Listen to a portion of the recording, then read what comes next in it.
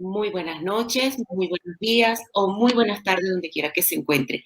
Bienvenidos a Políticamente Incorrecto, quien les habla Joana Montenegro en compañía del doctor Omar Bula. Muchísimas gracias por acompañarnos, de verdad.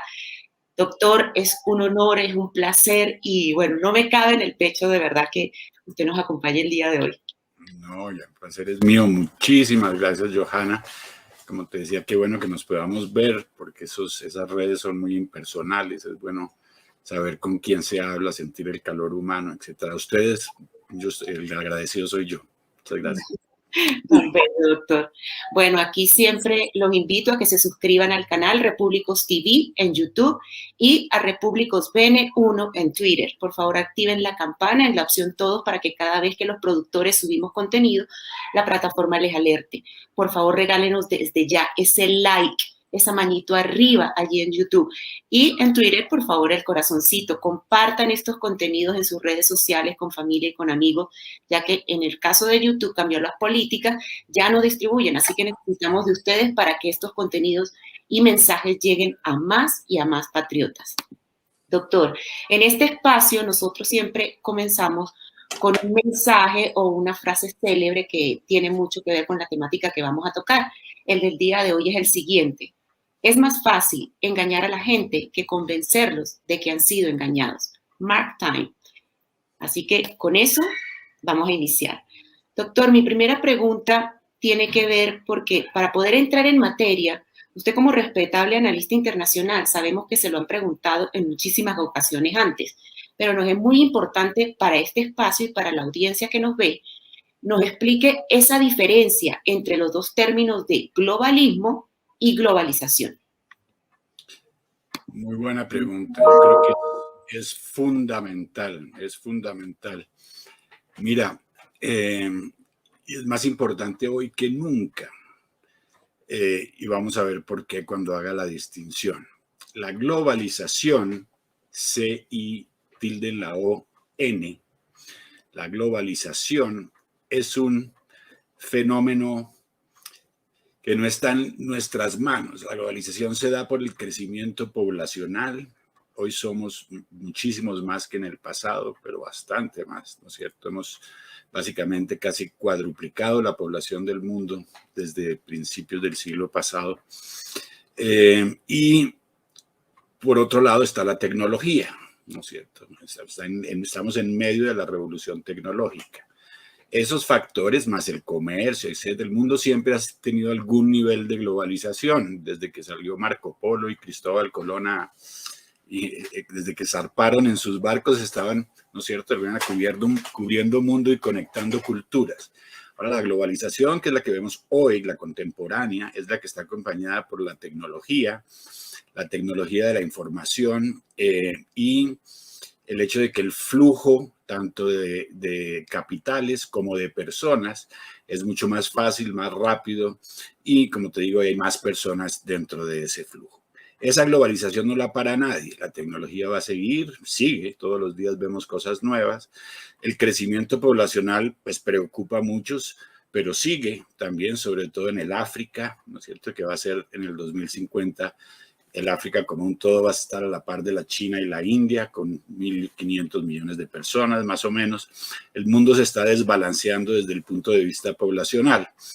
Y todo esto contribuye a la globalización. Nadie puede impedir la globalización. Es un fenómeno con vida propia, ¿no es cierto? Y nos tenemos que adaptar al que queramos o no. Al fin y al cabo, entre más interconexión, el que no está conectado, pues se queda por fuera del paseo en términos de globalización.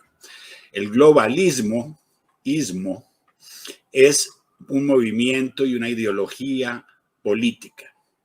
Es un movimiento y una ideología política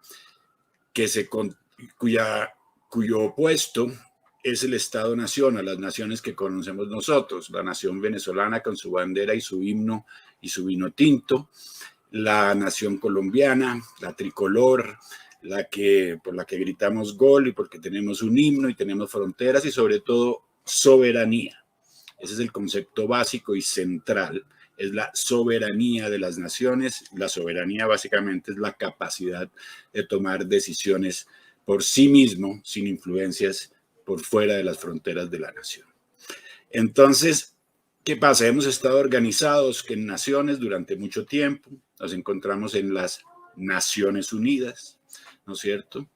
Que pretende unir las naciones y que ha pretendido durante algún tiempo unir las naciones, pero ese es básicamente el escenario multilateral donde se encuentran los que funcione bien o que funcione mal. Ahí es donde se encuentran en la Asamblea General, como hace una semana o semana y media, los líderes del mundo se desahogan, uno le dice que huele a azufre, el otro le dice que es un matón, y es el único lugar donde se desahogan, ¿no es cierto? Y donde se encuentran también. Entonces las Naciones Unidas ya tienen una estructura montada para que las naciones se encuentren, pero también tiene prerrogativas diferentes si se trata de defender al Estado-Nación o al globalismo. ¿Qué pasa? Entonces, encima de esa estructura de naciones tenemos los organismos multilaterales donde se encuentran todas ellas, como acabamos de mencionar, pero cuando la estructura multilateral empieza a tomar decisiones que afectan a las naciones, son decisiones que afectan la soberanía de las naciones, son decisiones supranacionales, y hoy en día hay muchas cosas que en principio lo justifican. Cuando digo me refiero a un gobierno de carácter global, ¿no es cierto? Un gobierno que tome decisiones con una esfera superior y con muchos países que abren sus fronteras. Básicamente nos volvemos un solo país mundial con el tiempo. Estoy hablando, estos son proyectos de largo plazo, obviamente, pero de largo plazo, pero que estamos en medio de ellos. Eso sí les cuento, ya comenzó ese proceso y hay obviamente unos targets, unas metas muy claras. Se habla mucho del 2030. El 2030 es, en primer lugar, por un lado, ya vuelvo a lo del globalismo, por un lado, una fecha tentativa. Hubo el 2015, los objetivos del milenio, entonces 15 años después 2030, y seguramente hacia el 2028 estarán sacando el 2045. Y lo importante es el contenido de esa agenda, no el número de la agenda. Y el contenido de esa agenda es un contenido muy, muy radical en cuanto al cambio de la vida de todos y cada uno de los seres humanos que están sobre el planeta Tierra, sin excepción. Esto no tiene precedente en la historia y está pasando. Este domingo hay un conversatorio sobre ese tema, sobre el globalismo ya en acción, al cual los invito. Bueno, entonces, ¿qué pretende del globalismo? No la globalización. ¿Qué pretende el globalismo? Un gobierno de carácter global, ¿no es cierto?, con una economía centralizada a nivel global, ¿no es cierto? Y la política, también las decisiones políticas también centralizados. Ahora, ¿cuáles son las justificaciones y los temas que se utilizan? Que yo no digo si está bien o mal, simplemente los menciono. El cambio climático, por ejemplo, que trasciende fronteras, ¿no es cierto? El cambio climático no tiene fronteras. El virus trasciende fronteras. El virus no para en las fronteras. El crimen transnacional organizado, que tampoco respeta fronteras. Los derechos humanos, ¿no es cierto? Que también por ser humanos no respetan fronteras. Estos temas globales son los que justifican y han justificado más y más, y sobre todo durante la última 2-3 décadas, la creación de una gobernanza de tipo más global. Es más, ya estamos en la prueba es el COVID, ¿no es cierto? Teníamos a prácticamente todas las naciones del planeta siguiendo las directivas de la OMS, de un organismo supuestamente multilateral que respeta la soberanía de las naciones, dictando y todavía lo estamos haciendo, para que se den cuenta que ya estamos en ese proceso. Eso no tiene nada que ver con que el COVID sea de verdad malo, que la vacuna sea buena o mala, no. Desde el punto de vista de las decisiones supranacionales que afectan la soberanía de las naciones, nosotros ya estamos bajo ese régimen. Ahora con el COVID y próximamente con el cambio climático. O sea que vendrán instrucciones, porque el cambio climático pues también lo presentan como una catástrofe, sin juzgar hasta el momento, por lo menos. Entonces, el globalismo, como digo, implica lo contrario del Estado-Nación, implica la no soberanía de las naciones, las fronteras abiertas, Esa es otra prueba que estamos en este proceso globalista. Las grandes migraciones venezolanas, las grandes migraciones centroamericanas hacia Estados Unidos, América Latina no lo había visto. Es decir, si uno se va 10 años atrás, no había migraciones a América Latina. No las había, punto. De 10 años para adelante es un fenómeno, bueno, las migraciones hacia Estados Unidos clásicas, pero estas caravanas y este problema de la frontera sur, esto todo es producto de un plan que ya está en vigor, ¿no es cierto? Se firmó en el 2018 en Marrakech el plan global, ¿cómo se llama el proyecto? El plan global de migración y al cual adhirió Colombia, Venezuela, casi todos los países del mundo, excepto unos pocos, porque también hay gente que defiende su soberanía y sus fronteras, que era el caso del anterior presidente de los Estados Unidos y del actual presidente del Brasil, de Hungría, Polonia.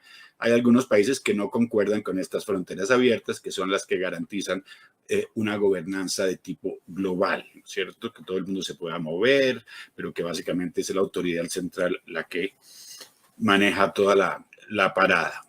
El globalismo, entonces, como te digo, con el cambio climático también, y poco a poco se le van dando más prerrogativas a las instituciones multilaterales, porque en un mundo global, pues la estructura que se utilizaría y que se está utilizando a través de los ODS y todo lo que vemos por todas partes, porque ya están por todas partes, ¿no es cierto?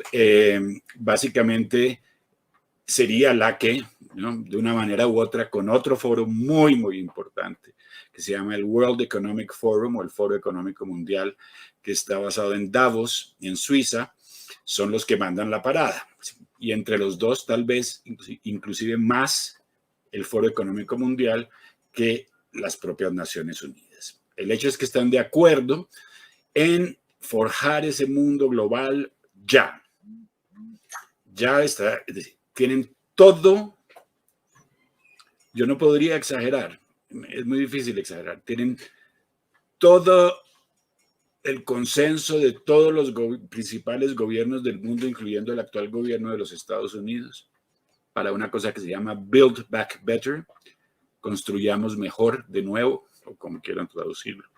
Entonces, en los discursos de todos está ese lema del Build Back Better, pero también tienen un proyecto globalista, ¿no es cierto? Nada que ver con la globalización, voy a ir repitiendo para que nos vaya quedando claro. Globalista, es decir, de gobernanza global, que se llama el Gran Reseteo. La ignorancia sobre esto en América Latina, pues es que no sabemos, sabemos tan poco de lo que pasa por fuera de nuestras fronteras que el Gran Reseteo les debe sonar como a alienígenas ancestrales o algo así por el estilo, ¿no es cierto? Y los teóricos de los antiguos astronautas. Pues no, el Gran Reseteo está publicado, es más, está publicado en un libro que se llama COVID-19, el Gran Reseteo.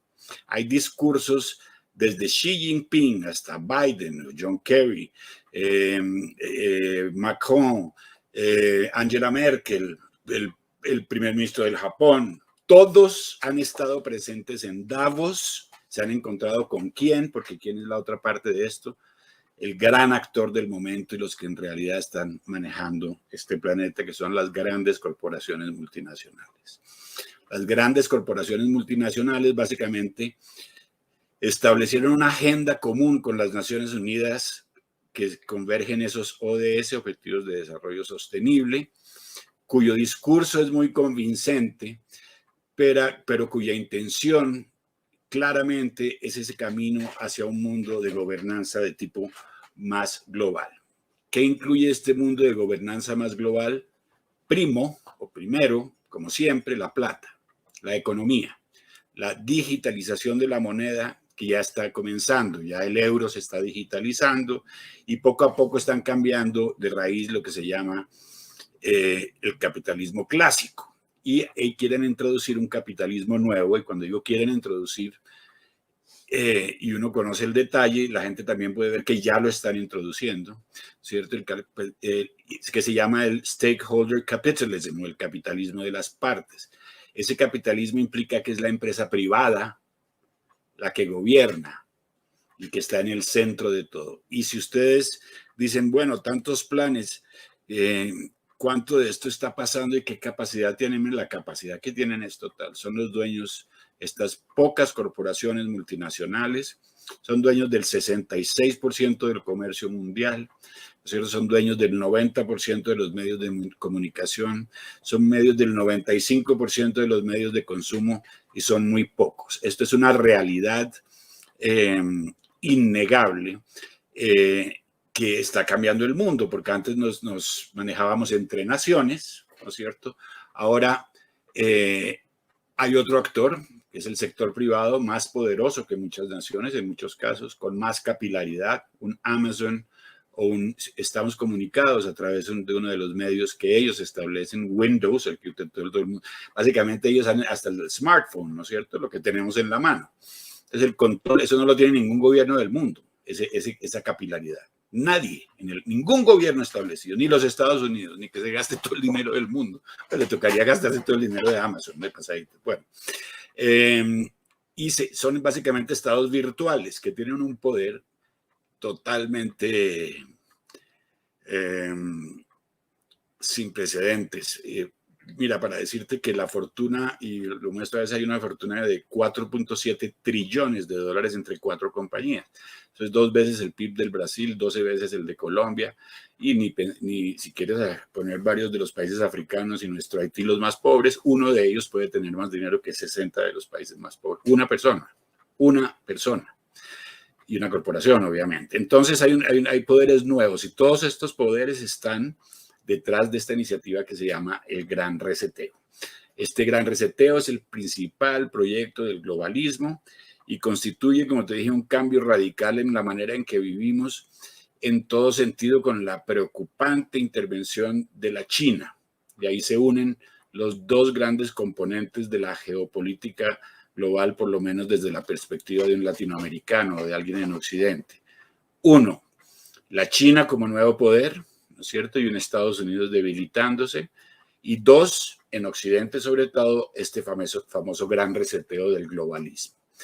La China es invitada en el 2021 a principios, pueden verlo absolutamente todo, hasta las comas de lo que estoy diciendo lo pueden verificar en el internet, y esto es lo más incómodo, que la falta de curiosidad hace que la gente no tenga ni idea ni siquiera de dónde está parada América Latina, porque mientras que nos preocupamos por los problemas tradicionales, hay todo un tsunami viniendo por fuera que está determinando además lo que hace cada uno de nuestros líderes, porque ellos también, ya nadie está por fuera de esto, absolutamente nadie. Hoy estaba viendo una cosa sobre medios de comunicación y el monopolio, que yo hablo mucho de ese monopolio, hoy me enteré más, un video muy interesante de cómo se manejan los medios y se llega al final básicamente a 4 organizaciones a nivel mundial que mandan el mensaje a todos los medios de comunicación a nivel global, y no puede ir ese mensaje en todos los idiomas, ¿no es cierto? Es exactamente el mismo mensaje, hay un control global, y ese mismo control global controla los medios de nuestros países también, no hay excepción,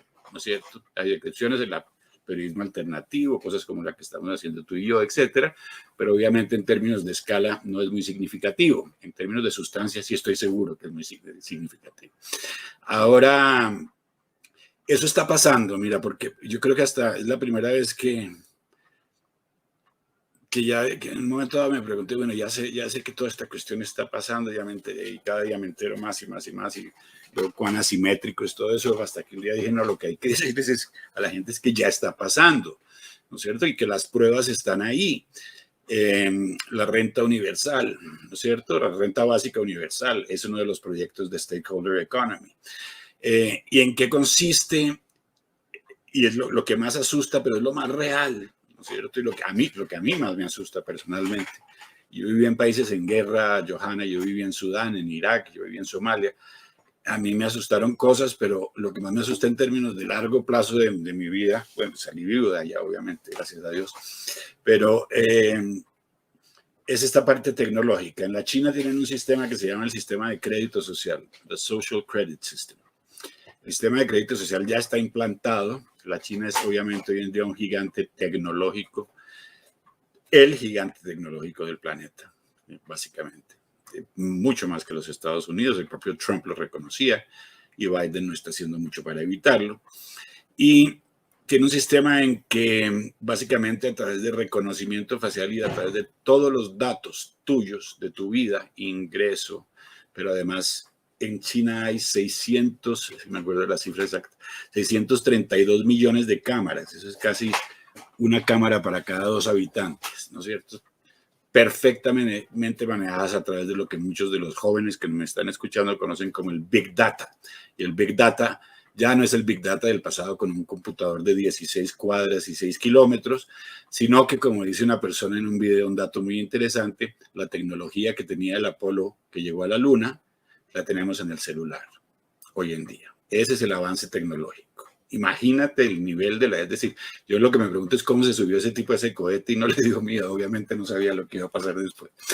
El hecho es que va a pasar porque hay la intención, como les digo, está escrita, léanlo. Yo tengo un video en mi canal que se llama El Gran Reseteo, donde lo explico.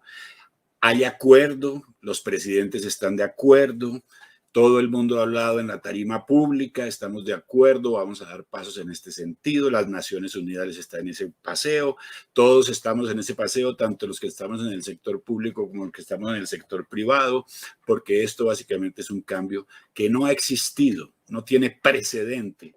Yo el único precedente que le daría es tal vez la caída del Imperio Romano o el fin del medioevo, pero esto es un precedente con unas características de velocidad y de cadencia, no decadencia, sino de cadencia, ¿sí? Que como digo, pues no tiene comparación. Y ese sistema de crédito social chino que te digo, básicamente es el que adopta el gran reseteo, es el de la vigilancia máxima de la ciudadanía a través de medios tecnológicos. Y si dicen así, y nos preguntamos ahí, ¿y cómo va la cosa? Pues ya también. ¿Qué haces tú? ¿Cómo pides tu comida? Yo te aseguro que pides más comida que antes, que todo es Rappi, que todo está, que Rappi tienda, que Rappi cosa. El mundo entero lleva un año ya metido, ¿no es cierto?, en un mundo de informática. Atribúyeselo al COVID, a lo que quieras, ¿no es cierto? No importa a quién se lo quieras atribuir. El hecho es que estamos ahí, estamos aquí, nosotros comunicándonos. Es más, no nos estaríamos comunicando tal vez si no hubiese habido todo este encerrón. Yo doy clases por computador, todo el mundo en sus oficinas, se queda en casa, cambió la estructura laboral. El cambio se está dando. Entonces, cuando nos dicen, hablan de nueva normalidad, que es un término que ellos mismos introdujeron también, y que el propio Charles Schwab, que es el presidente del Foro Económico Mundial, dice, nunca el mundo será como antes. Lo está diciendo una de las personas más poderosas del planeta. Es decir, yo diría hoy en día mucho más poderosa y de facto, y lo podría hasta probar, el propio presidente de los Estados Unidos, por lo menos que el actual, no creo que el anterior, pero más poderosa en términos de capacidad, sí. El World Economic Forum tiene toda la capacidad y, como les digo, toda la intención. Ayudada con estas agencias multilaterales que están financiadas por el sector privado también. La OMS, Bill Gates es el segundo financiador de la OMS, ¿no es cierto? Con otra cosa que se llama Gavi Alliance, donde también le mata plata el sector privado.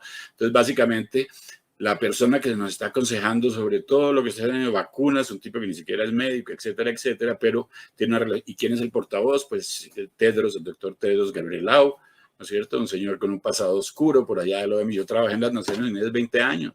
Yo sé que las Naciones Unidas por dentro. Las Naciones Unidas hay que verlas de dos maneras y eso ya, independientemente de nuestra conversación aquí en público, te lo diría si estuviéramos con un café, alrededor de un café, que no sería una mala idea a propósito. Pero hay una especie de venia que se le hace sobre todo en América Latina en las Naciones Unidas. Entonces, lo dijo las Naciones Unidas. Cuando yo estaba en las Naciones Unidas, esa venia me gustaba mucho, porque lo que yo decía era más grande que lo que decía otro y a veces no era más inteligente que lo que decía otro, pero yo era de Naciones Unidas, ¿no es cierto? Yo tenía el sello. Mentiras, esas situaciones no se dieron mucho.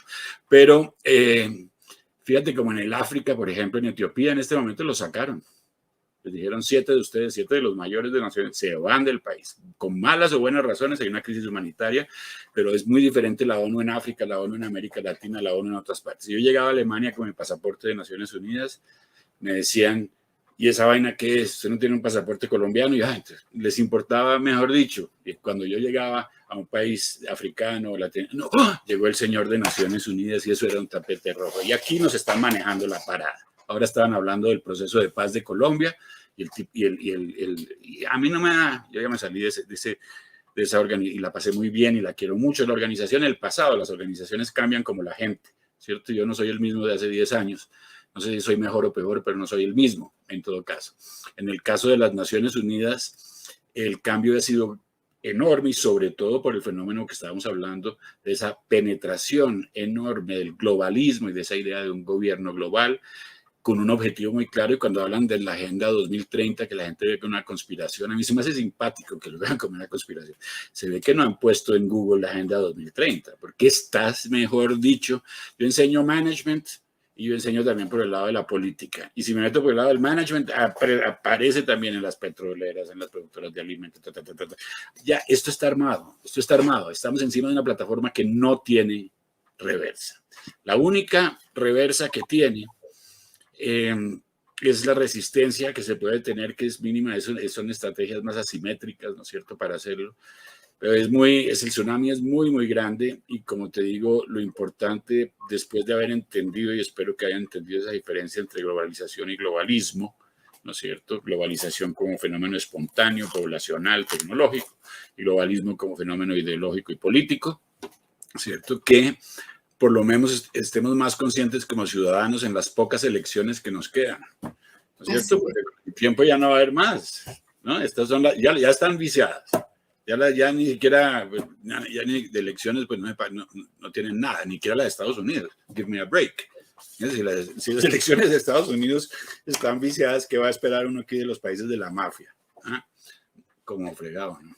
Absolutamente.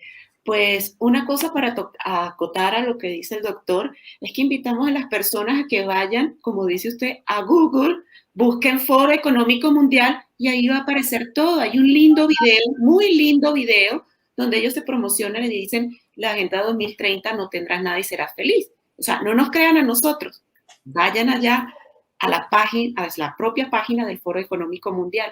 De hecho, doctor, usted ha hecho un claro y mejor resumen imposible casi que de todo el programa, pero vamos a profundizar un poco más sobre lo que estaba mencionando, porque, doctor, la humanidad justamente está muy entretenida viendo a la clase política en países como Venezuela, Colombia, Argentina, España, Estados Unidos, la derecha contra la izquierda, liberales contra socialistas o patriotas contra globalistas, mientras estos temas ni siquiera son tomados en cuenta por los medios de comunicación masivos de este continente. ¿Qué opina usted sobre esto?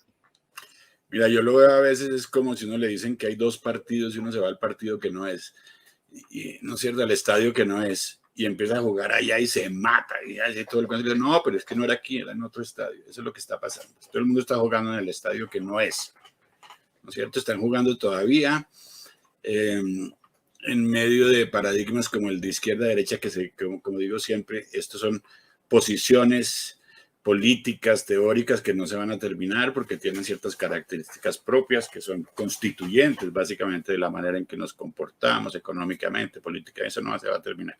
Pero no es por ahí la cosa. No es por ahí. Para hacerlo más claro, si uno tiene un espectro que va de izquierda a derecha, voltéenlo y pónganlo de arriba a abajo. ¿No es cierto? Ya no estamos así, ahora estamos así. Y aquí arriba hay muy pocos y aquí abajo estamos absolutamente todos. Esa es la estructura piramidal que se está haciendo a través del globalismo. Ahora, yo creo que lo de los líderes latinoamericanos, hay que entender que este proyecto globalista tiene mucho tiempo y como dije antes, cubierto mucho terreno. Ya muchos de nuestros líderes están atados al globalismo, directamente atados, manifiestamente atados. El presidente Duque, que estuvo en Davos, se ofreció para que Colombia fuera la sede del Foro Económico Mundial en América Latina. Es decir, pongámoslo en palabras más coloquiales, el presidente de este país le dijo a las personas más poderosas del mundo que utilizaran a Colombia para implementar su proyecto, y ese proyecto se llama el Gran Reseteo. ¿Ok? Y eso está pasando ya, ¿no es cierto? No hicieron el forum, el summit ¿cómo se llama eso? La cumbre el año pasado por el COVID, pero en el 2022 la van a hacer creo que en Singapur. No sé. Colombia está metido de cabeza. Básicamente, y para América Latina, para ponerlo más concretamente en América Latina,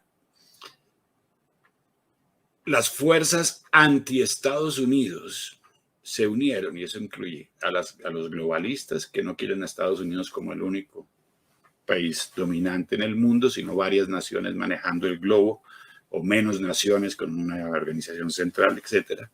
Pero también aquí en el socialismo del siglo XXI y al narcosocialismo, que es lo que realmente tenemos en la región. Entonces, cuando uno habla de izquierda y derecha, uno ve que quién está financiando.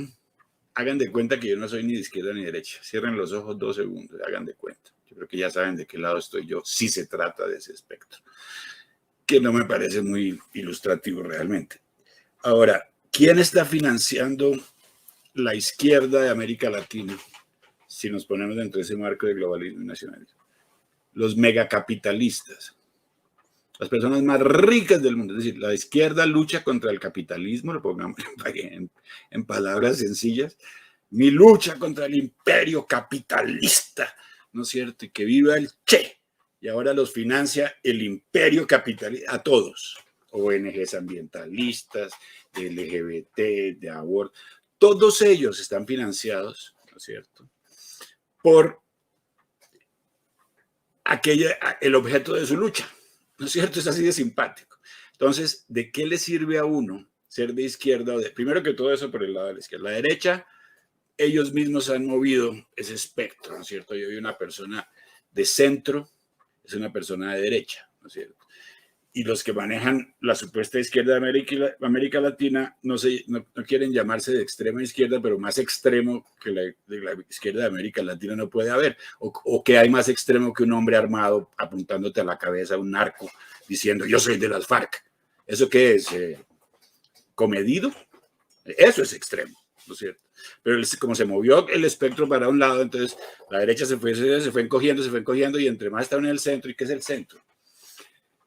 Llámenlo derecha, ya ahora quedó más pues centro derecha, como lo quieran llamar, no me gusta ese aspecto, pero básicamente son los que defienden a Occidente. ¿Y quiénes defienden a Occidente? Los que quieren el Estado-Nación, los que quieren, creyentes o no, independientemente de su credo o su religión, creen en que el orden de los valores judeocristianos sobre los cuales se fundó Occidente, que han sido los pilares de Occidente y los que nos han permitido, que les gusten o no, como les digo, que les guste o no la tradición judeocristiana, los que han permitido esta armonía relativa que hemos tenido durante los últimos 60 años.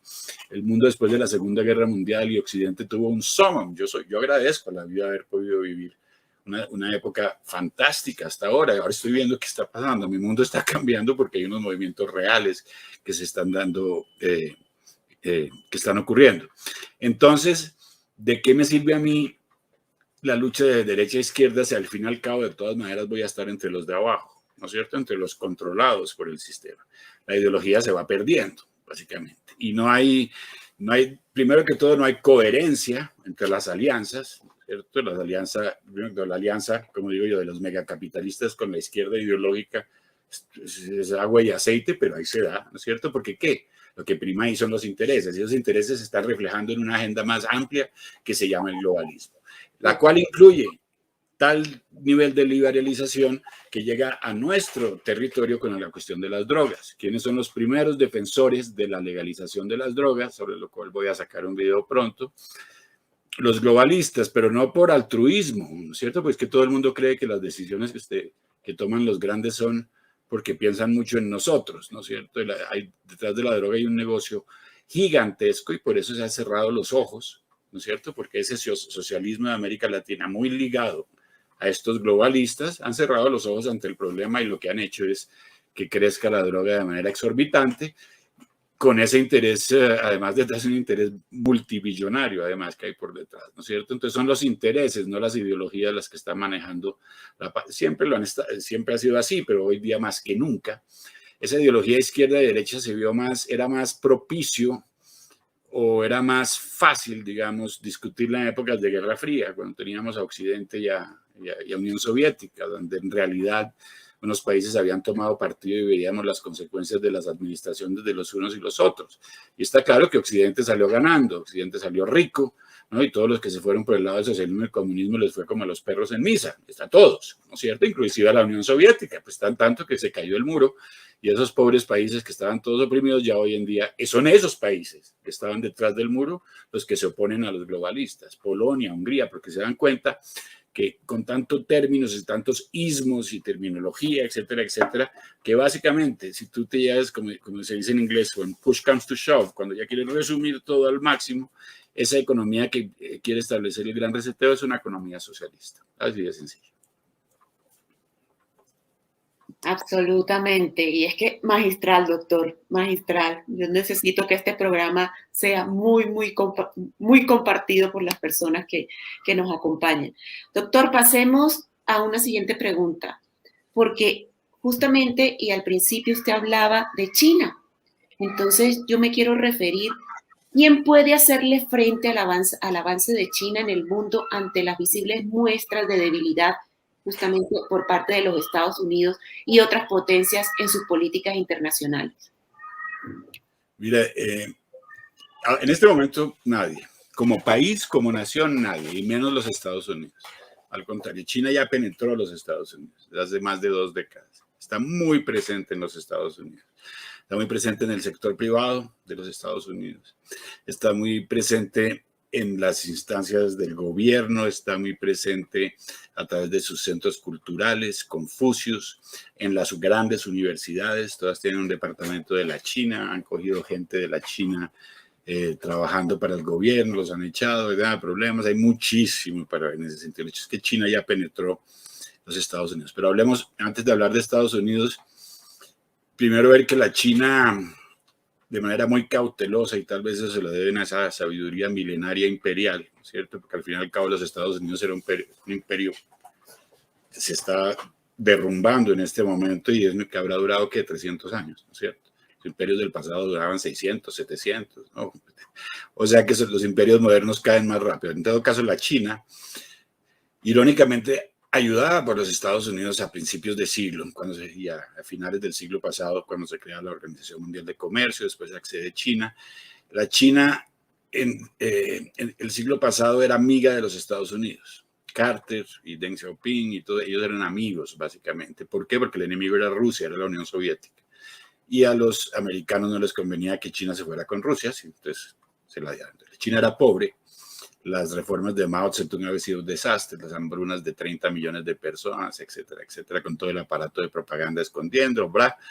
El hecho es que empieza entonces a despegar a principios de siglo, 2001, uno ve un crecimiento vertiginoso que ya está llegando a los niveles de la riqueza de los Estados Unidos, ¿no? En términos de Producto Interno Bruto, obviamente, no de distribución de riqueza, que en Estados Unidos hay más riqueza en general, de la población está mejor repartido el dinero que en la China, donde hay pobreza extrema también y hay más verticalidad en términos económicos. Entonces, China, de manera muy sagaz, y empieza ya desde hace, como les digo, hace unos 10, 20 años a penetrar las diferentes regiones del mundo. Asia, obviamente, tiene una influencia gigantesca por su tamaño y por el tamaño de su economía, con un contendor que es básicamente el Japón. Contendor no en términos bélicos, pero contendor en términos políticos, sí, donde es una democracia, el otro no, pero también en términos económicos. Japón es la tercera economía del mundo y hay mucha plata en esa región. El centro económico del mundo está en el Asia más que todo, aparte de lo que es Wall Street y todo, y la City of London, etc. El hecho es que entonces penetra el África. Y llega al África y les dice, yo les doy a ustedes crédito de cuánto quiere. Y los africanos dicen, ¿cuánto nos da? Pues les doy esto y el africano y las condiciones, y no cuáles condiciones, lo quiere o no lo quiere. Entonces la gente lo coge. Y eso está pasando con muchos países del mundo. Tanto crédito les dan los chinos, ¿sí? Que se empiezan a hacer a sus propiedades, a sus terrenos, a su infraestructura. Entonces, hay países como Venezuela, pues 65,000 millones de dólares, yo no sé ni en cuánto va esa cuenta, yo creo que nadie sabe.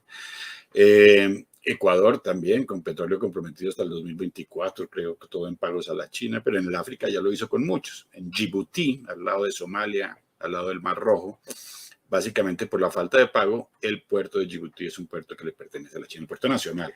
Lo mismo en Sri Lanka, en Ceilán, al sur de la India. El puerto también es y así pasa. Como las deudas son impagables, y eso se llama la trampa de la deuda, the debt trap, ¿sí? Básicamente el China lo que hace es colonizar de facto las economías de estos países, y lo ha hecho en prácticamente toda el África. El África es roja. En Sudán, la división que hubo entre Sudán y del norte y del sur se dio mucho por la intervención de la China para poder quedarse con los yacimientos petroleros, y hoy tiene 40% del petróleo sudanés, para poner solo un ejemplo. Pero se da por todas partes, en Etiopía, en Sudáfrica, etcétera, etcétera. O sea que, y América Latina no ha sido ajena a este fenómeno, para nada. Ellos tienen entonces su estrategia, se llama la ruta de la, iba a decir la ruta de la seda, la franja y ruta, que se inspira en la ruta de la seda del pasado, y la franja y ruta conecta obviamente Asia y Europa, no solamente a nivel terrestre, sino marítimo también, y pretende extenderse por el mundo entero. O sea que hay una versión o un capítulo de franja y ruta de América Latina. En América Latina el proyecto más grande que tenían en este momento dado, no todo se da como se planea, pero era el canal que iba a pasar por Nicaragua. Optaron más bien por comprar a Panamá. Ya los chinos están comprando a Panamá casi enterita. Les salía más barato que construir un canal y menos problemas con los ambientalistas seguramente. Y otros proyectos de infraestructura en América Latina. Ahora, desde el punto de vista de puertos y de infraestructura logística, está por todas partes: Brasil, Uruguay, Argentina, Colombia, Ecuador, etcétera, etcétera. Y obviamente cuando tú accedes a los puertos o tienes mucha influencia en los puertos, lo que estás haciendo es expandir tu influencia a nivel comercial internacional, ¿no es cierto? O sea que la China es muy importante. Ahora, ¿quién los va a parar? Esto es muy difícil. Primero que todo, porque como ves hay cierto acuerdo entre los, ya vemos ahí los globalistas, digamos, los Biden y los World Economic Forum, que la China se siga expandiendo. Al contrario, es lo que están pretendiendo, es que Estados Unidos se encoja, ¿no es cierto? Y la China obviamente tiene no solamente poder con ellos, pero su poder propio. Yo creo que al fin y al cabo a la China le importa un carajo, perdóneme la palabra, le importa 5 centavos el World Economic Forum. Aquí somos políticamente incorrectos, así que no se disculpe. Bueno, entonces prepárate porque voy a empezar a decir... No, dele con toda, dele con toda. Bueno, entonces la China se seguirá expandiendo, tiene la capacidad, ahora no tiene tranca. ¿Quién la trancaba? Trump, ¿no es cierto? El presidente Trump era el que trancaba a la China, y se hablaba en esa época de la guerra comercial. Pero como los dueños de los medios son los otros, ¿cierto? Entonces la imagen que pasaron en esa cuestión de la guerra comercial fue una imagen totalmente, pues, es que la manera como se comportaron con los que no les gusta, pues los pueden acabar a punta de prensa porque son los dueños de los medios de comunicación. Pero básicamente, fíjate que cuando Trump entra al poder, ellos tienen unos déficits comerciales casi de $1 trillón, casi de $1 trillón. La mitad con China, los otros con Japón, la Unión Europea y otros, etcétera. Y nadie les pagaba, ¿no es cierto? Un déficit permanente. Entonces, ¿qué es un déficit para los Estados Unidos? Pues es un crédito para los otros, ¿no es cierto? Ese es el otro lado del déficit. Es un crédito, es un préstamo, ¿no es cierto? Si usted no me paga, pues le estoy básicamente prestando esa plata que está en negativo. Entonces llega Trump y encuentra $1 trillón para las cuentas de los Estados Unidos en negativo, y dice, pues esto no es justo, lo que se llama fair trade, porque mientras que el free trade, el comercio libre, es importante, tiene que ser justo también. Y veía que la balanza estaba muy balanceada hacia la China. Entonces, cuando él trata de equilibrar las cosas y de poner las cosas en un level playing field, en el mismo nivel, dicen proteccionismo. Y él lo que estaba haciendo era poniendo las cosas en su lugar. Obviamente, para ponerlas en su lugar tenía que proteger ciertas industrias que eran las que estaban sufriendo por ese imbalance, por esa falta de equilibrio que existía. Esto, sin embargo, lo atribuyeron a todo esto y los populistas, los nacionalistas, y ahí ves cómo se reflejaba también que las decisiones que tomaba Donald Trump en el ámbito de fronteras cerradas, ¿no es cierto?, control fronterizo, defender a Estados Unidos primero ante la China, todo era Estados Unidos primero, se llamaba America First. Su política eran decisiones de corte nacionalista, defensa del Estado-nación. Por eso Trump era un obstáculo tan grande para los globalistas, y por eso el propio George Soros en Davos dijo un año antes de las elecciones: Trump es solo un fenómeno temporal. Y lo fue a punta de unas elecciones muy, muy turbias y de un manejo mediático y una de censura. Es muy sucia la cosa. Yo no sabía que el mundo se podía volver tan sucio. Uy, pero es tenaz, tenaz, tenaz. Entonces, pues para volver a tu pregunta me salió un poco, pero sí, ese espectro es totalmente, es decir, hay que empezar a pensar en términos de los paradigmas actuales y no los del pasado. Aquí en América Latina todavía hay gente que dice, y el imperio gringo, no se dan cuenta que tienen un imperio más grande encima que se llama la China. Y ojalá váyanse entonces a vivir a la China. Bueno, adelante, ahí está el tapete rojo.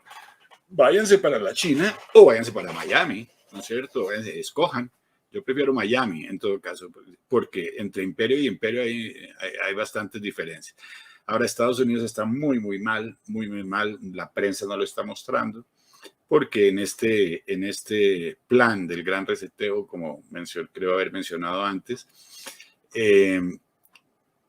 se incluye el debilitamiento de los Estados Unidos como nación imperio, y eso lo están haciendo, tienen las fronteras abiertas, inflación más alta de Estados Unidos, Dios mío, tan mal están, y por eso es hasta sospechoso que la propia prensa de ellos lo está diciendo, porque es que yo creo que no hay manera de esconder los polls, ¿no? Las encuestas, habría que hacer demasiado tramposo para decir que Biden tiene apoyo. Eso sí, a ese punto no llegan, es decir... Total. Dios sí, mío, perdóname la palabra, cae mucho bobo, pero tampoco ese punto de bobera tampoco van a llegar. Eso ya es una vaina tenaz. Entonces, ahora, como esa prensa es tan tramposa, yo siempre digo, uy, esa crítica está muy rara. Eso de meterse ellos mismos el puñal, ellos masoquistas no son. Eso sí, no, te lo aseguro. O sea que hay gato encerrado, y ese gato encerrado parece que es su sucesora. En todo caso, porque mira, por ejemplo, el título que vi en un periódico hace unos días. Biden va mal y le quedan 3 años. Entonces ya ponen el time frame. Dios. Ya le ponen la psicología de la gente, que uno piense, ¿no es cierto? Se lo lleva 1 año. ¿Y quién es el fallback strategy? ¿Quién es el que va a caer? Pues Kamala Harris. Y Kamala Harris es, mejor dicho, el arquetipo del plan globalista, ¿no es cierto? O sea que tenemos que preparar. Increíble. Y es entonces que China fue la última, muy difícil de pararla, hay que estar pilas, pero bueno. Sí, señor, sí, señor. Y justamente, doctor, cuando que usted ha pasado de lo magistral a lo muy real, le pregunto que qué tan funcionales son al día de hoy estas ideologías para la defensa de las naciones. Porque ¿quién está ganando en este momento manteniéndolos distraídos con esta discusión de dialéctica? Pues mira, a nivel, es que eso tiene diferentes niveles de abstracción, creo yo, ¿cierto? Uno no, es decir, el espectro político tradicional derecha-izquierda seguirá definiendo muchas posiciones en términos, por ejemplo, de mayor participación del Estado o menos participación del Estado, en términos de una economía keynesiana, donde el Estado, o una economía libre, tipo Smith, Hayek, etc. Esta discusión va siempre a estar ahí. Ahora, si nosotros no estamos conscientes de que hay un fenómeno por encima de que es el que define las posiciones de los que están en el ballot box, por los que vamos a votar, confiando que las elecciones funcionen, obviamente, en el mundo de Cándido de Voltaire, pero digamos que funcionan. Si no sabemos qué es lo que está en juego, que es muy difícil, y si vamos a votar solo porque el tipo tiene algunas ideas de izquierda y derecha, estamos fregados. Si el tipo, ahora aquí hay unas diferencias claras entre ciertos candidatos. Hay candidatos que están ya, la gran mayoría ya está, haga lo que, es decir, inclusive en las elecciones pasadas, que hubiese sido cualquiera de los dos que eligieron, estaríamos en las mismas. El plan globalista es más grande que las elecciones de estos países. Es un plan global, ¿no es cierto?, que ya tiene muchos líderes de por medio, o sea que, entonces hay que empezar en esos términos. ¿Cuántos nos van a meter estos líderes en ese plan globalista? En el caso de Colombia es preocupante si uno se vuelve la sede del Foro Económico Mundial, pues vamos a ser como casi experimentales aquí de toda esta vaina de una economía nueva y que yo no tengo nada y que soy feliz y que no sé qué y no sé qué, y cuando lo dicen en serio, no solo en serio, sino que le ponen todos los trillones de dólares de capital que ellos poseen para hacerlo, y ese es su plan y no van a parar. podemos hablar todo lo que queramos aquí, lo que podemos estar es más preparados. Pero no van a parar, esto va a pasar y yo creo que puse en un tuit hace unos días, la nueva normalidad, ya ni se imaginan lo que viene, pero esto debe ser un cambio muy, muy radical en medio del cual ya estamos, y que se preparen porque esto ha sido solo el preámbulo, si les parece un poco raro lo que está pasando. Es que es increíble, increíble, increíble. Y de paso, doctor, nos dicen conspiranoicos, ¿no? Ese es el epíteto que nos hemos ganado por hablar sobre estos temas. Doctor, dígame. No, pues es que eso es una de las estrategias. Fíjate que sí, total. Yo mencioné, durante lo de Trump, esa cuestión de que todas estas corporaciones multinacionales se unían para tumbarlo, y salió el New York Times y puso que el señor Bula estaba inventando cosas. Salió Biden, lo eligieron, y a la semana el propio Time publicó la cosa, que todo el mundo dijo, Time lo publicó, ¿cómo así si ellos de ese lado? Y publicaron una cantidad de empresas internacionales, exactamente lo que yo dije, pero ya había ganado, ¿no es cierto? Entonces ellos te atacan y dicen conspiranoico. Yo también escribí el libro del Plan Maestro de la conspiración, supuestamente, cuando lo escribí en el 2012, que decían, ¿usted está viendo duendes o qué?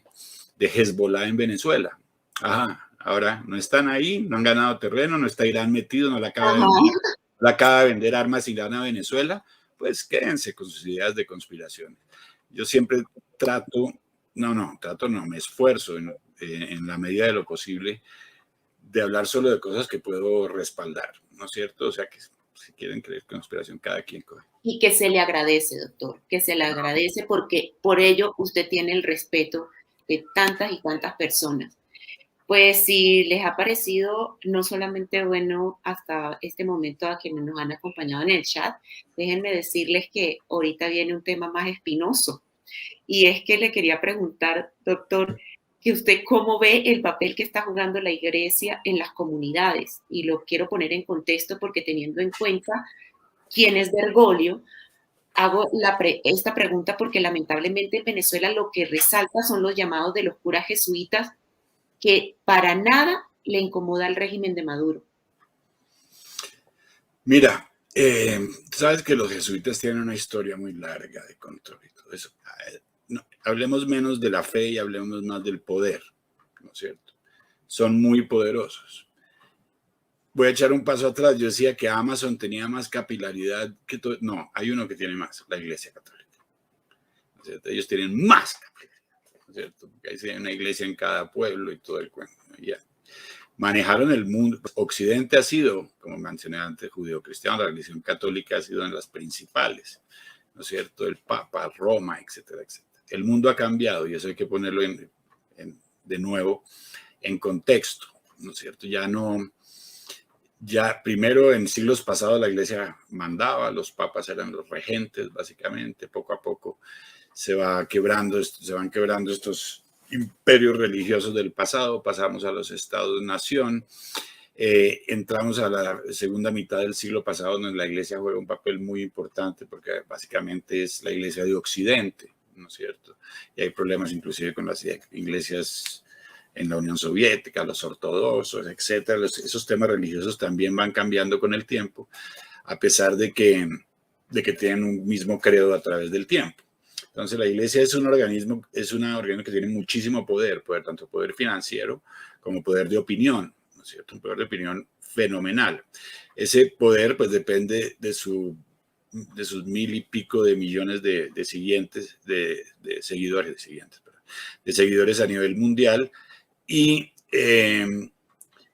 Pero también está consciente de que lo está perdiendo porque hay una secularización enorme de la sociedad durante los últimos tiempos, ¿no es cierto? Y si tú ves que muchos de los jóvenes de hoy no tienen muy poco de lo que teníamos nosotros en el pasado y cada vez hay menos, hay secularización, etc. Tiene que mantener su poder, tiene que adaptarse a los tiempos, ¿no es cierto? Y ahí entran ya algunas afinidades ideológicas, ¿no es cierto? Que como el globalismo, que es un fenómeno ideológico, empiezan a jugar un papel importante. El Papa habla de un capitalismo, se me olvidó el término, capitalismo ecológico. Algo así. Bueno, el Papa tiene un nombre para el gran reseteo. Es la misma cosa. Es la misma cosa. El Papa estuvo en Davos. Esto Es decir, separemos la parte religiosa y su misión religiosa, etcétera, de esta institución poderosa, con influencia, que trabaja como otras, ¿no es cierto?, para extender una organización más, una institución más, con muchísimo poder, ¿sí?, propio, ¿no es cierto?, independiente hasta cierto punto, pero que tiene que adaptarse a los tiempos. Ahí hubo un gran, dentro de la Iglesia Católica también hay problemas obviamente de credo, de direcciones, ¿no es cierto?, de la fe y del credo religioso en general. Perdón, es que se me está bajando el azúcar aquí. Y llegó Benedicto, y Benedicto era muy conservador, Benedicto XVI, muy conservador, extremadamente conservador. Y pues hubo una ola que se daba al mismo tiempo a nivel internacional, mucho más liberal, y en un momento dado el Papa actual, Bergoglio, se une a ellos. El Papa lo puedes poner, lo puedes sentar donde estábamos hablando, siéntalo en Davos, ahí está en la misma agenda, tienen las mismas, ellos están en la misma, la Iglesia no es una excepción, para nada.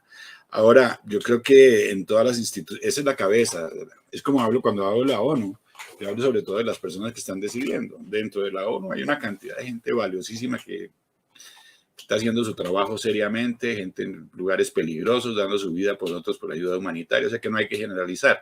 Lo mismo pasa con la iglesia y con instituciones con tanta gente y con una misión tan delicada, ¿no?, que es una misión en el ámbito de lo humano.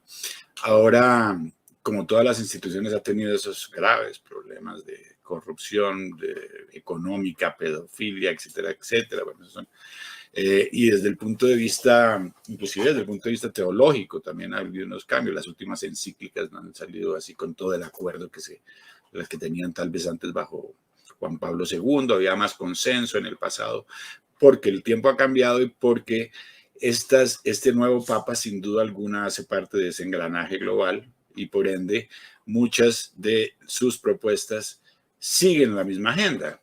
¿Por qué saca el Papa una encíclica sobre el cambio climático, sobre el clima? ¿Como por coincidencia o porque de pronto pensaron lo mismo el mismo día? No, hay unas cosas demasiado evidentes. O sea que, bueno, lo que hace un cura a nivel comunitario, ojalá que lo haga bien. Yo creo que hay gente muy devota y que hay que respetar, y hay, como en todas partes, una cantidad de naranjas podridas por ahí, pero hay que tener en cuenta también que la iglesia aprovecha, ¿no?, como cualquier institución, de su poder, ¿sí?, para vehicular una agenda. O sea, y si la agenda es la misma que los globalistas, pues ahí tenemos otro actor también encima de nosotros. De hecho, que yo, haciendo gala de ser políticamente incorrecta, doctor, yo soy católica, apostólica, romana, practicante, pero el señor Bergoglio no me representa. Por eso no soy ni capaz de decir lo que es su título en la jerarquía de mi iglesia. Entonces, por eso ni siquiera le digo como se conoce.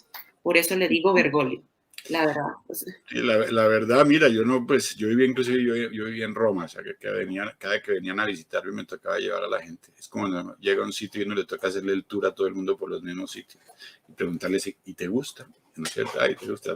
Entonces uno se iba a ver el lujo con que viven estos, una anécdota. Yo, como diplomático de Naciones Unidas, podía entrar a comprar telas allá para mis trajes y eso. Entonces un día dije, voy a utilizar esa prerrogativa, si puedo entrar, y conozco por dentro esa cuestión. Y entré, bueno, el lujo es impresionante, el lujo del Vaticano es una cosa fuera de lo normal, con toda esa historia que tienen por detrás también, tan bella, ¿no es cierto?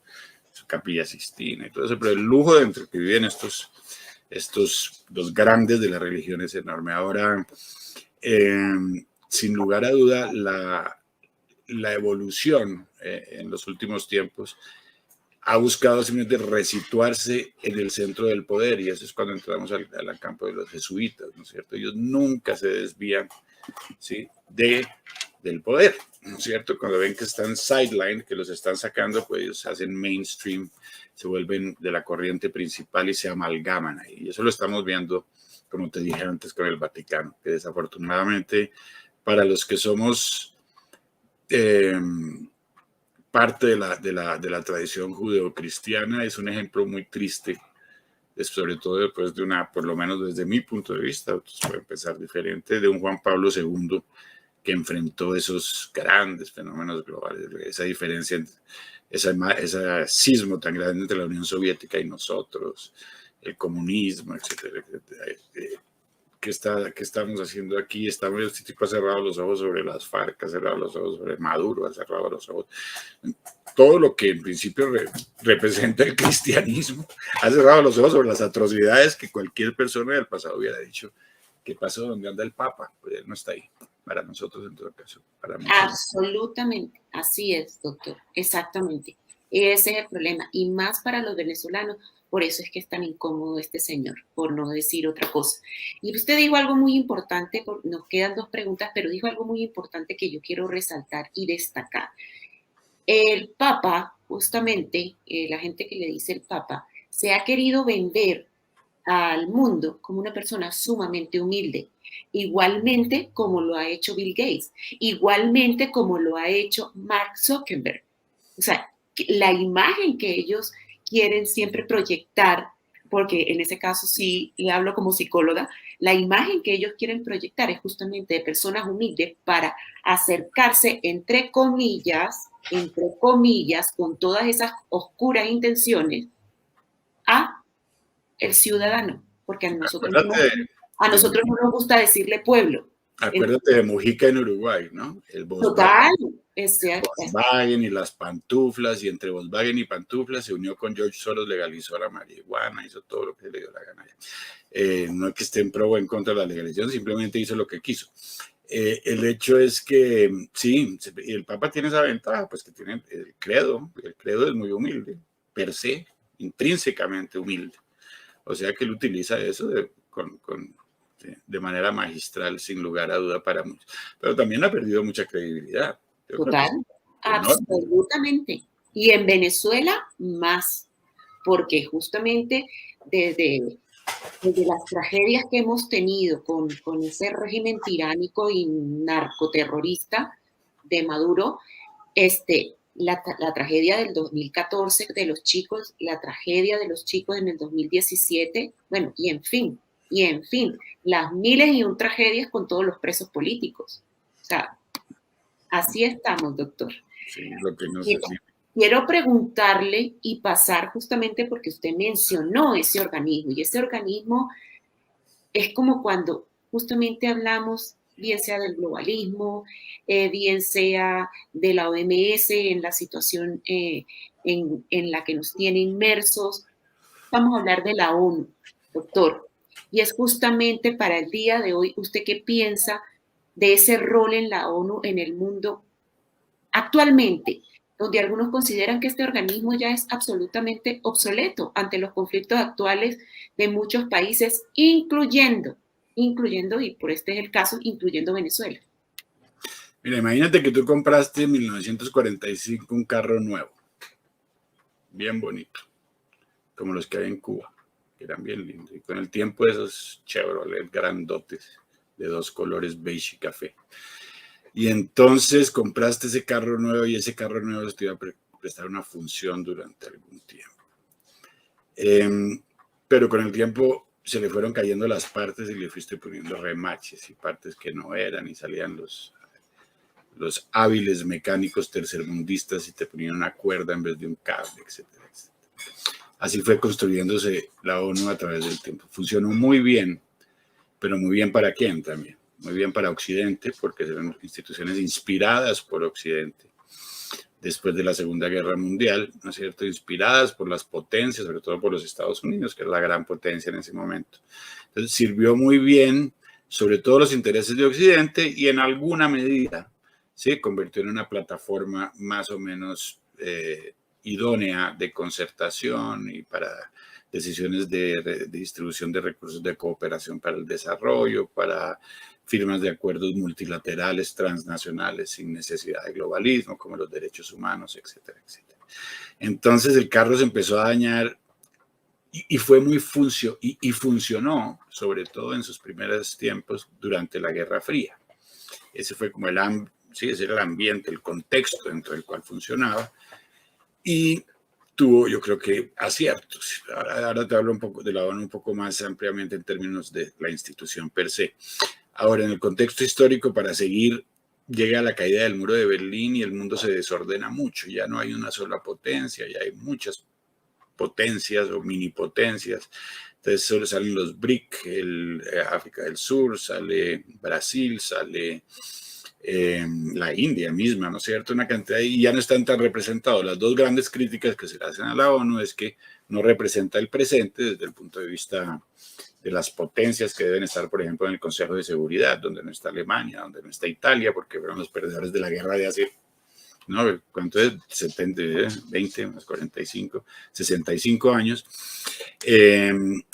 Y cada vez va perdiendo más legitimidad porque cada nación tiene que irse por su parte, ¿no es cierto? Ya no tenemos a papá Estados Unidos defendiéndonos ni a papá Unión Soviética defendiéndonos.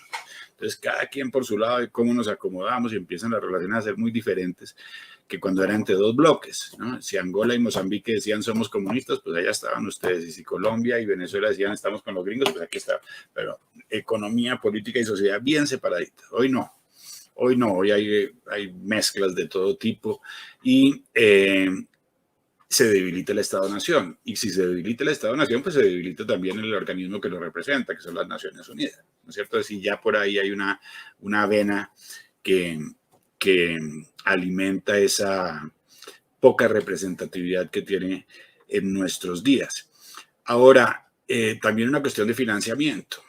La ONU funciona, y te iba a decir que te hablaba de manera más sucinta, pero más clara del organismo. La ONU son más de 40.000 personas trabajando en muchísimos campos, que si no estuviesen ahí no tendríamos muchísimas cosas, ni siquiera el clima en televisión, ¿no es cierto? Ni siquiera los aviones estarían volando, ¿no es cierto? Porque ahí es donde se han encontrado los países para, ¿no es cierto?, para tratar de establecer una normatividad que nos permita comunicarnos, transportarnos, etcétera, etcétera. O sea que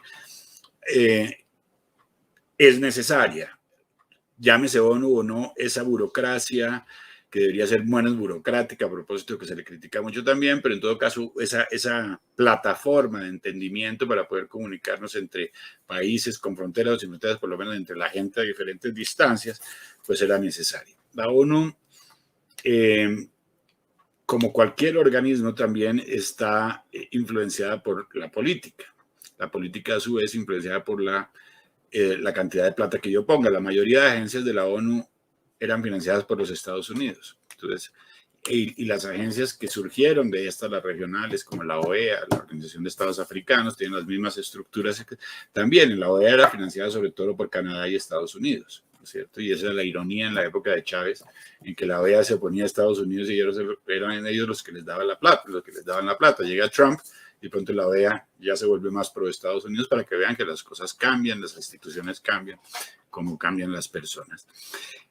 ¿Qué pasa? Que entonces este movimiento globalista empieza con mucha fuerza a principios del siglo, en 2000, 2004, 2005 empiezan ya a verse los primeros signos y después entra el presidente más globalista de todos los tiempos, el gran globalista del siglo hasta ahora, que se llama Barack Obama.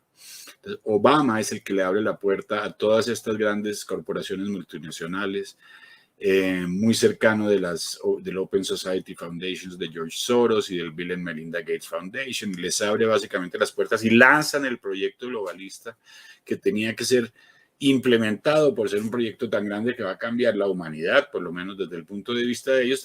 Eso dura décadas, ¿no es cierto? La implementación, generaciones, cambiando la manera de pensar, etc. Entonces, a partir más o menos de las fechas son un poquito odiosas en esto, pero pongámosle 2010 para hacerlo coincidir con Obama. Entonces estamos viendo la bandera de LGBT más a menudo, el aborto más a menudo, y esto es, lo pongo muy claro, yo creo que todas esas causas, tanto LGBT como aborto, son causas discutibles y hay gente que tiene argumentos por lo uno y por lo otro. Yo tengo mi punto de vista, pero lo que parece que no tienen claro los que empujan esas causas es que ellos no los están apoyando por altruismo, sino porque son instrumentos, ¿cierto?, que quiebran el statu quo de nuestra civilización occidental judeocristiana. Absolutamente. Entonces ellos son instrumentos utilizados básicamente. Entonces sí que sale, entonces ya empezamos a ver Discovery Channel, ya se veía, uno ve las series y entonces ya sale, ya ahora Superman también tiene un novio y no sé. Mire, yo desde mi punto de vista, en el pasado, en mi universidad, yo estudié en Bélgica, vivíamos en un apartamento de 6, el tipo al lado que vivía en el cuarto al lado mío era gay, un gran amigo, no voy a decirlo, pero un gran amigo portugués. El mundo iba en buen camino, inclusive en cuestiones como el racismo. Compara la situación de los negros a finales del siglo pasado, a Sudáfrica y todo, con hoy, cuando tienes de las personas, el presidente de Estados Unidos, ¿no? Para hacer comparaciones grosas, ¿no es cierto? O sea que el problema es que como este globalismo irrumpe en todo lo que es la sociedad, el statu quo que había establecido Occidente, pues obviamente ya las personas tienen que reacomodarse y las instituciones tienen que reacomodarse y empiezan a penetrar las Naciones Unidas, las penetran.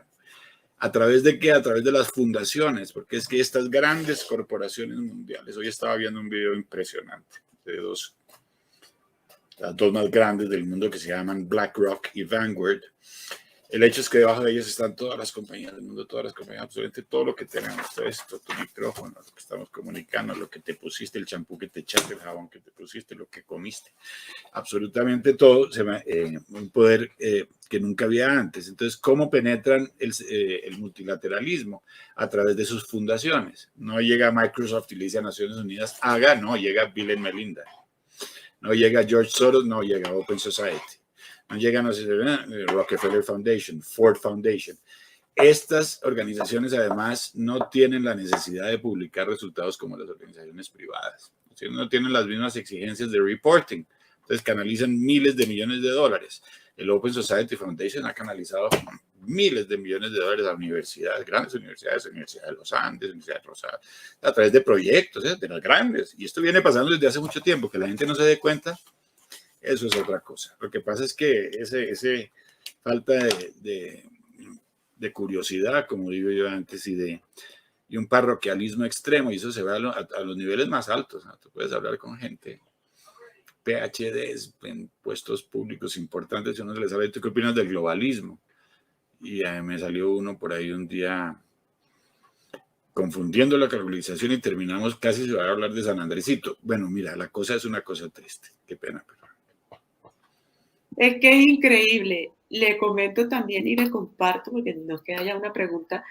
Justamente a mí me pasa lo mismo. Yo tengo dos amigos que son prácticamente, no, o sea, nos falta nada más la sangre para ser hermanos.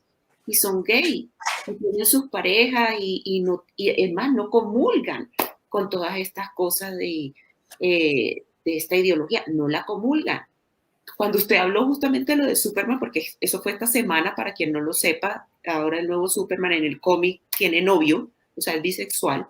O sea, lo que más me preocupa como psicóloga, porque es que usted ha sido no solamente magistral, real, contundente, pero lo que es el futuro, y son los niños. O sea, es sumamente preocupante, porque cuando quieren meter a los niños desde sus tempranas edades en esto, no les da derecho ni siquiera para decidir, para discernir, para poder meterlo en el aspecto de que digan, es que nadie dice que sean anormales, nadie dice absolutamente eso, pero ¿cómo trabaja todo esto con esa ideología para meterles hasta por los ojos? Es, o sea, para mí, como te digo, yo creo que el propósito es... ¿Cómo es que se llama el canal, doctor? Cartoon Network, lo que ven los niños. Es una cosa... Es una cosa loca. Pero yo creo que el approach, el abordaje, yo he llegado a la conclusión, es desestructurar, ¿no es cierto? Desestructurar valores. Si tú atacas por todas partes, en un momento ya no tiene el relativismo, obviamente todo es relativo. Y desestructurar, básicamente te desubican con el tiempo y lo están haciendo. Si la gente supiera por qué la China sigue siendo lo que es, por un aparato de propaganda impresionante de lo que la China debe ser. ¿Por qué Estados Unidos se volvió lo que fue el siglo pasado? Porque decía, we want you. Lo traían a la guerra y todo el mundo se alistaba y eran los Estados Unidos por el aparato de propaganda nacional. Eran las naciones las que manejaban la propaganda. Ahora los que están manejando la propaganda son las corporaciones. Y esas corporaciones no tienen los valores de las naciones porque no tienen checks and balances, nadie les puede reclamar nada, es su empresa privada, hacen lo que quieran, pero son ellos los que están imponiendo ante a los gobiernos y a las instituciones multilaterales lo que hay que hacer. De ahí que veamos cosas totalmente absurdas, ¿no es cierto? Como digo, desestructurantes en su naturaleza y inclusive el hecho de hay niños que se están graduando del colegio en educación virtual y entran a la universidad en educación virtual. No han visto nunca a un amigo, jamás, y ya están en la universidad. Eso cambia las cosas, y eso no lo vamos a ver ahora, porque eso se ve con el tiempo, obviamente. Absolutamente, que de hecho, le quiero preguntar antes de, con esto que me está comentando, antes de la última, doctor, ¿usted qué opina de Putin? Pues mira, yo tengo diversas opiniones de Putin. Yo creo que... También, en mi caso igual, sí, señor. Yo tengo ideas. Primero que todo, bueno, hay que entender que es un perfil que trascendió épocas. Él estuvo en la Guerra Fría también, ¿no es cierto?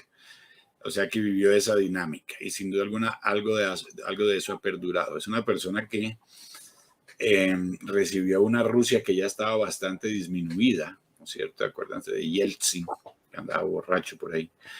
Y una Rusia, pues, bastante, y una Unión Soviética fragmentada. O sea que, pero ¿qué tenía Putin? Putin tenía las armas nucleares, ¿no es cierto? Muchas de ellas estaban en Ucrania, por eso Ucrania es tan importante. Y no deja de ser uno de los países más grandes del mundo. Se convirtió esa economía, Rusia convirtió esa economía poco a poco al capitalismo y ya con Putin estaba el capitalismo a full acelerador, llegó a ser la 10ª economía del mundo, bajo Putin, etc. Ahora, Rusia tiene primero que todo un pasado imperial, no solo histórico, sino con la propia Unión Soviética. Eso era un imperio, el imperio de la Unión Soviética manejado desde Moscú, y por ende tenía ya muchos intereses en el mundo. No es que tú desmanteles la Unión Soviética y de pronto todo el mundo, no, ya se fueron allá, se fue para la casa, ya devolvámonos. No, y partidos políticos dependientes. Cuba dependía de Moscú, para poner un ejemplo. Ahora, entonces proyecta como uno de los polos de este nuevo ajedrez multipolar, como uno de los polos, proyecta también su poder y trata de proyectarlo, primero que todo, alrededor de su propio país, por eso los grandes problemas con Ucrania, pero también se cogió Crimea, etcétera, etcétera. O sea que hay una dinámica propia de la región, pero también tiene la capacidad ya instalada de alguna manera del pasado y al utilizar esa capacidad para proyectar su influencia en otros países y lo hace de una manera diferente a la de la China, ¿no es cierto? Porque no tiene el mismo dinero de la China, obviamente, pero también lo hace mediante una oposición, sobre todo a los Estados Unidos y a Occidente, que es la que aprovecha, porque los que no están con Estados Unidos, entonces Rusia se mete y dice, yo sí lo ayudo. Los gringos, entonces yo sí lo ayudo. ¿No es cierto? Así es Turquía y así hay otros así. Entonces, Rusia está en la región, en Venezuela, pues es clarísimo que ha tenido una influencia bárbara. En Nicaragua, ni hablar. La presencia rusa ha sido, inclusive en términos de suministro de material militar, de asesoría militar, etcétera, porque mientras que sí hemos cambiado de paradigma, ya no es Unión Soviética contra Estados Unidos, eso no se acaba de un día para otro, hay un overlap, ¿no es cierto? Todavía quedan ciertas lógicas del pasado y inclusive el Estado-Nación del que estamos hablando tiene unas raíces tan profundas que no se va a acabar mañana. Entonces son procesos muy, muy graduales. Ahora, Putin lo ha vilificado mucho, como yo soy tan fanático, ahí sí voy a decir fanático, eso es lo único que soy fanático, para mi familia, para quererlos y para el cuestión de la información y de la prensa. Entonces yo cuando leo que Putin es un XY, yo digo, ¿quién lo dijo? ¿Por qué lo dijo? ¿Qué prensa lo dijo? No, porque entonces es como Bolsonaro, ¿no es cierto? Bolsonaro es el diablo, lo adoran en Brasil, ¿no? Pero también tiene el fenómeno de prensa. Lo mismo Trump. En Estados Unidos nadie ha tenido un líder como Trump en los últimos 100 años. Pues desde Reagan, bueno, tal vez Reagan, no los últimos 100 años, estos 40 años, o sea. El hecho es que entonces Putin utiliza los medios del espionaje ruso, ¿no es cierto? A veces medios sucios, envenena gente por aquí y por allá. Ahora tiene encima la prensa occidental, que lo utiliza como punching bag. Cuando algo va mal, echen la culpa a Putin. Se sabe que lo que pasó con Trump al principio de la tal colisión con los rusos era falso. Además, se sabe ya que se la inventaron. Ya salieron las pruebas, que fue inventado por el Partido Demócrata. Y es como se volvió de alguna manera el chivo expiatorio que le conviene a China, porque si uno tiene la atención sobre Rusia, no tiene la atención sobre la China. Entonces, mientras que todo el mundo se preocupaba por Rusia, los chinos iban avanzando, hasta que ya no. Ya están de frente porque ya tienen, ya básicamente tienen el camino abierto para ser la gran potencia de este mundo, sin lugar a dudas. Eso no tiene reversa, que la China va a ser el país más poderoso del mundo. Además, ahora permitieron el crecimiento, las familias a tener 3 hijos. Si tienen 3 hijos, pues multipliquen, ¿no es cierto? Creo que hay 31 chinos por cada colombiano, una cosa así por el estilo, o sea que son bastantes, ¿no es cierto? Sí. Total. De hecho, que yo comparto, doctor, con usted, justamente en lo que yo me siento como identificada, también representada con Putin, en esa parte conservadora, familiar, eso. Lo otro, pues, obviamente, bueno, ahí sí. Sí, no, pero yo creo, a mí me parece que en este momento es muy interesante, porque fíjate que cae Trump, que les queda Bolsonaro en América Latina, les quedan unos cuantos en Europa, porque la comunidad europea está totalmente, la Unión Europea dominada por el globalismo, con las excepciones de Orbán en Hungría, los polacos, están peleando contra ellos. Y el otro gran obstáculo es Rusia, que es un Estado-nación. Con fronteras, ese sí que tiene fronteras. Traten de pasar la frontera como se pasa de México a Estados Unidos, terminan en un gulag, por ahí, en Siberia, con un oso polar.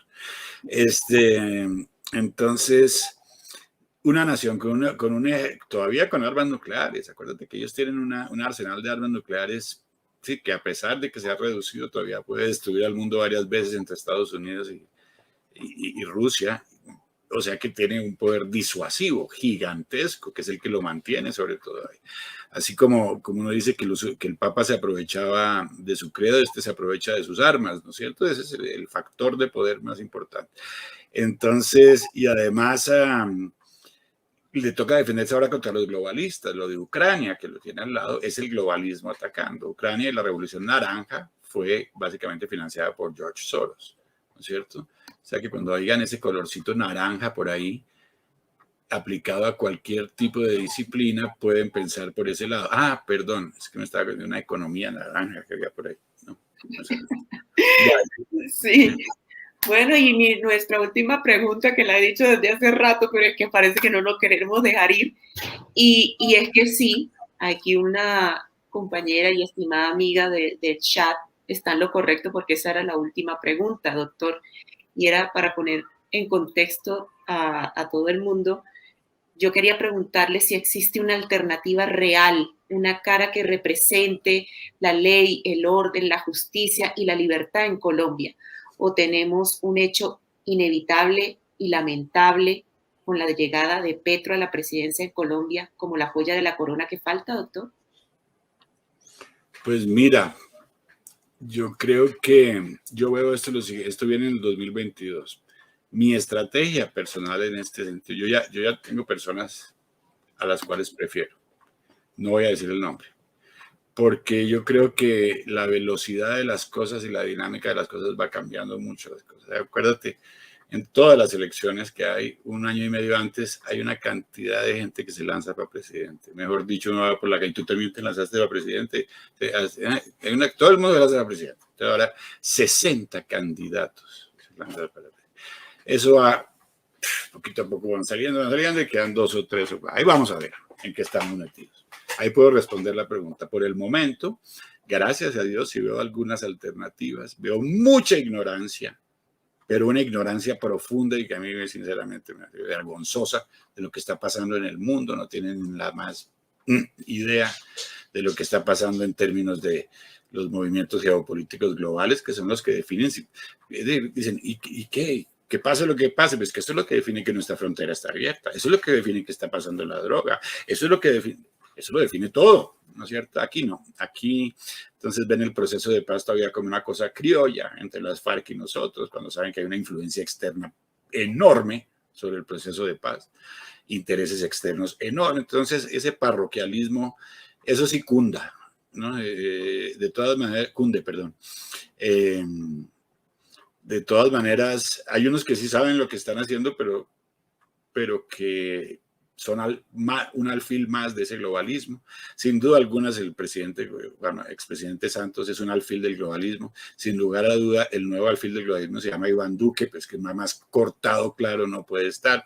Invita al Foro Económico Mundial, admira al Open Society Foundation. En el discurso del 20 de junio mencioné por ahí. ¿Y qué le pasó al expresidente Uribe en poner esos dedos allí? O sea, se falló con Santos, también se falla con Duque. Dios mío.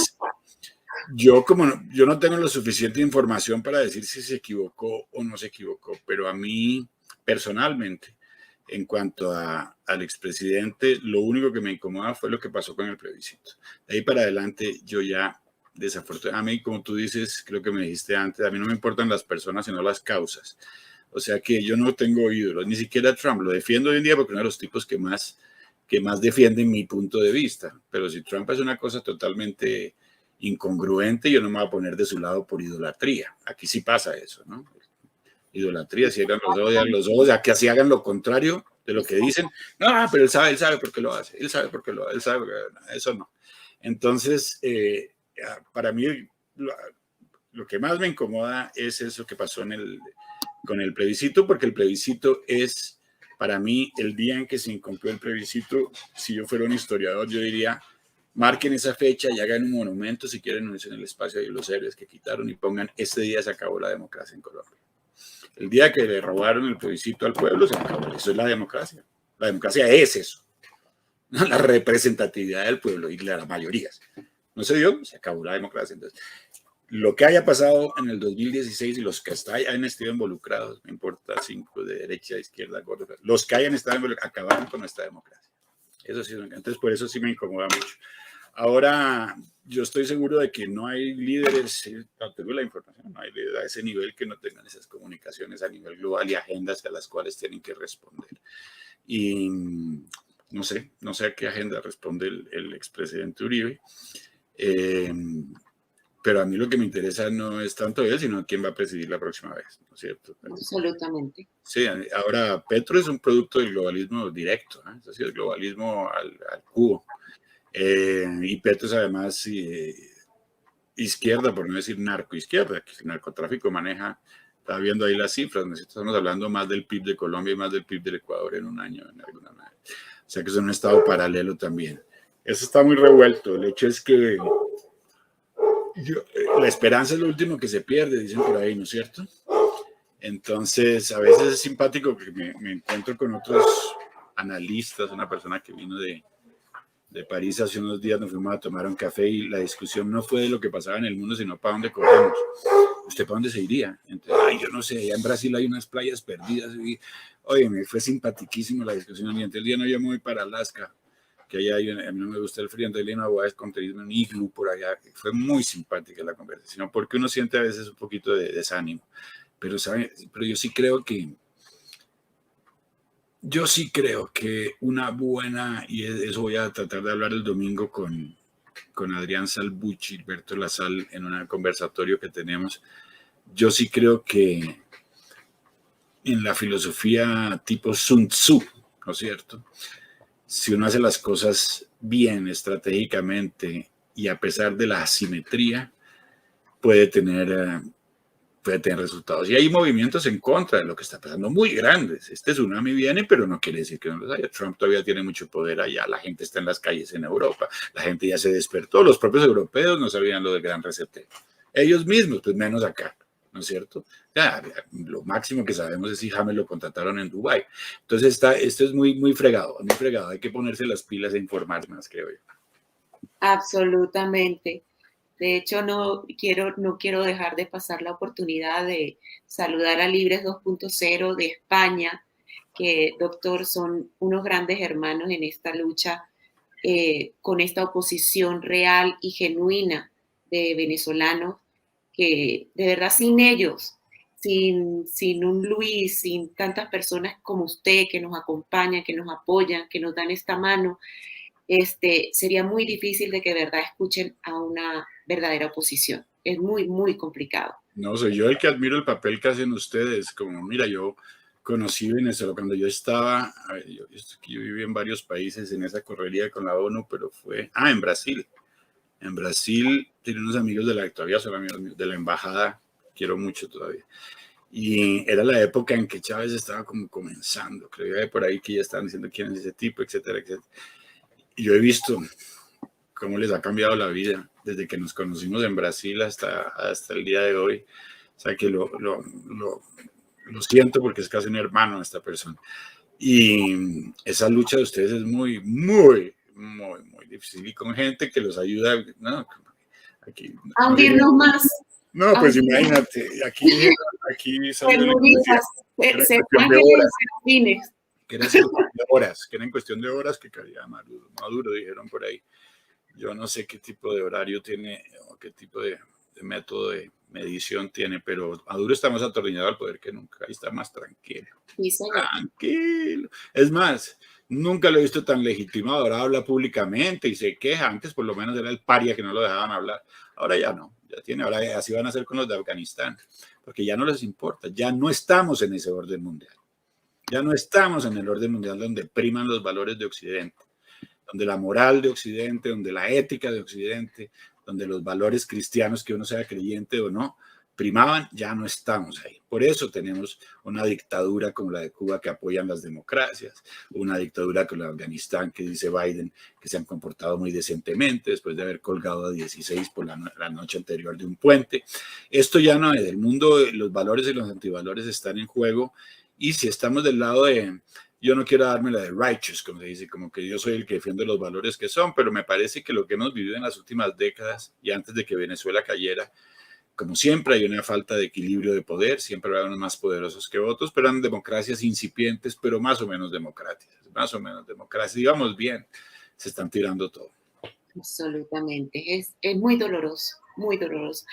Pero no puedo finalizar sin comentarle porque nuestra estimada amiga Michelina cuando dice que nos vamos a ir, que se va a ir con usted, con la persona con la que habla el café, bueno, yo en lo privado, en nuestra organización, y que soy súper sarcástica, yo he averiguado y venden 7 islas, y 7 islas, yo digo, si nos vamos los que nos dicen que somos conspiranoicos, anormales, etcétera, vámonos a la isla. Vámonos, ¿cuál de las 7 vamos a comprar? Porque definitivamente los que se quieran matar, los que se quieran hacer todo lo que y aceptar todo lo que quieren aceptar, pues bueno, que sean felices, pero entonces déjenos a nosotros ser felices también.